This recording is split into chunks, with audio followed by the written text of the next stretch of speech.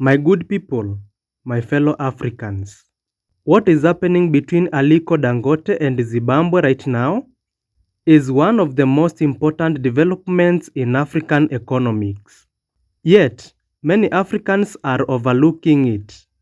Dangote, the richest black man in the world, is investing more than $1 billion into Zimbabwe. This is not just business expansion. It is a major turning point for Africa because it is one of the clearest examples of Africans investing seriously in each other instead of waiting for outside intervention. For decades, African countries have depended on foreign powers for capital, infrastructure, and development partnerships. Loans from China, grants from Europe, and conditions from the IMF. That dependency shaped how we think. It made us believe that progress must always come from the outside. But what Dangote is doing challenges the old mindset. He is using African capital to solve African problems and to strengthen African economies. That alone carries more weight than any speech about unity and progress. His investment in Zimbabwe covers critical sectors, which include a new fuel pipeline, expanded power generation, and a major cement plant. These are not small projects. These are the exact sectors that determine whether a country grows or collapses. Zimbabwe has struggled with unstable electricity, high construction costs, and inconsistent fuel supply for years. Dangote's projects directly address these weaknesses. When a country stabilizes energy and fuel, the entire economy improves. Industries become reliable, transport becomes efficient, investors gain confidence, jobs are created, and inflation slows down. If Zimbabwe benefits in these ways, the entire Southern African region gains stability. But there is an even bigger picture. This investment also strengthens Nigeria's economic influence in Southern Africa. Normally, African countries build influence through politics or regional blocs. But here we see influence expanding through pure economic presence. Dangote is not entering Zimbabwe as a foreign power, but as an African partner. His presence gives Nigerian companies a foundation in a region with high demand for cement, energy, and infrastructure. This is how African economies can start complementing each other instead of competing for the attention of foreign investors. What makes this significant is that it sets a new standard. It proves that African billionaires and African businesses can operate at the same scale as international players. It shows that African capital is strong enough to transform economies.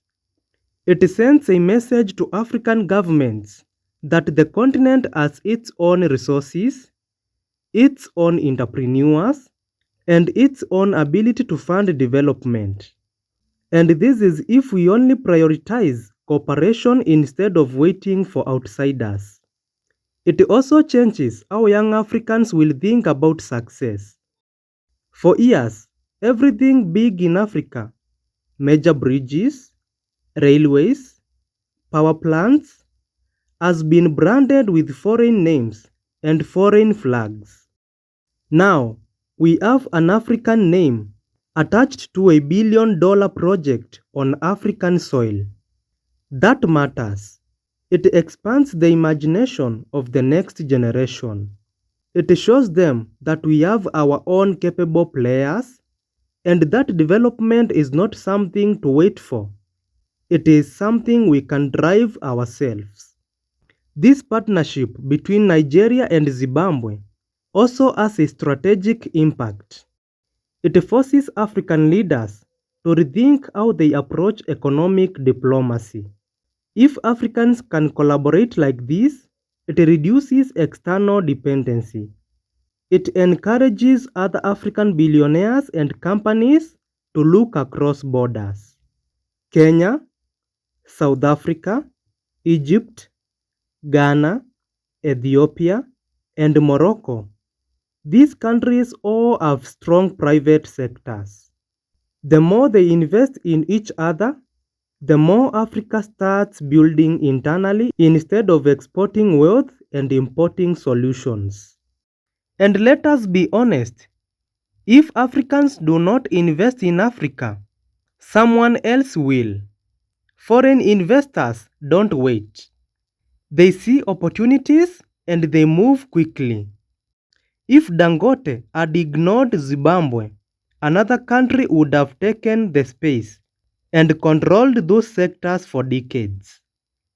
But this time, the opportunity stays in African hands. This is exactly how continental growth should look.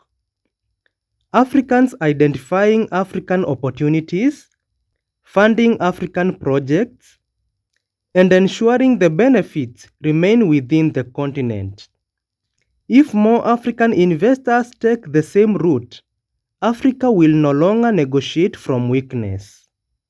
It will negotiate from strength, not because of slogans, but because of economic power.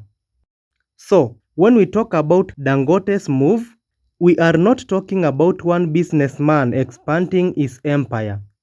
We are talking about a real shift in the economic direction of Africa. A shift where African countries build each other, where African money circulates within African borders, and where the continent begins to rise not by external support, but by internal strength. This is the kind of progress Africa has been waiting for. And if more investors follow this path, then Africa's development will no longer be a theory. It will be a reality built by Africans themselves. And guys, that is it. A Pan-Africanist view about the moves of Aliko Dangote and what he is doing in Zimbabwe. Guys, the best way you can support me is by subscribing, watching my other videos, and sharing these with friends. Let them join this channel. Let them join this great family. Guys, I love you. Bye.